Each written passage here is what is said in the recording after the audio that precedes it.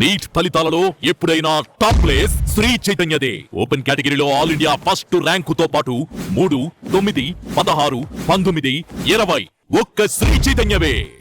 భారతీయ చలనచిత్ర రంగంలో అత్యంత ప్రతిష్టాత్మకమైన 72వ జాతీయ చలనచిత్ర పురస్కారాల్లో ఆర్టికల్ 370 చిత్రం అవార్డులను కొల్లగొట్టింది. 2024 సంవత్సరానికి ఉత్తమ నటుడి అవార్డు మమ్ముట్టి, కార్తీక్ ఆర్యన్లను వరించింది. ఉత్తమ నటిగా ఆర్టికల్ 370లో నటనకు గాను యామి గౌతమ్ పురస్కారానికి ఎంపికయ్యారు.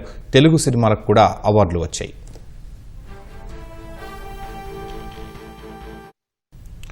72వ జాతీయ చలనచిత్ర పురస్కారాలను కేంద్రం ప్రకటించింది. 2024 సంవత్సరానికి గాను కేంద్రం ఈ అవార్డులను ప్రకటించింది.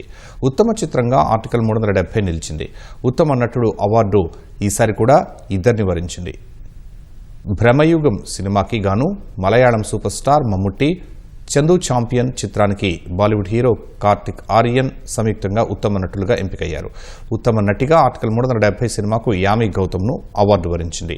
ఉత్తమ దర్శకుడిగా తమిళ చిత్రం అమరన్ సినిమాకి రాజ్ కుమార్ పెరియస్వామి అవార్డు గెలుచుకున్నారు. 2024 జాతీయ చలనచిత్ర అవార్డుల్లోనూ తెలుగు సినిమాలు సత్తా చాటాయి. ఉత్తమ తెలుగు చిత్రంగా కమిటీ కుర్రాళ్లు పురస్కారానికి ఎంపికైంది. ఉత్తమ పాపులర్ చిత్రంగా ప్రభాస్ నటించిన కల్కి 2798 AD నిలిచింది. ఉత్తమ బాలల చిత్రంగా 35 చిన్న కథ కాదు ఎంపికైంది. ఉత్తమ మేకప్ ఆర్టిస్ట్గా కమిటీ కుర్రోళ్లు సినిమాకు గాను పి రవికుమార్ను అవార్డు వరించింది. బెస్ట్ స్క్రీన్ ప్లే రైటర్గా పుష్ప 2కి సుకుమార్, బెస్ట్ డైలాగ్ రైటర్గా లక్కీ భాస్కర్ తీసిన వెంకీ అట్లూరి నిలిచారు.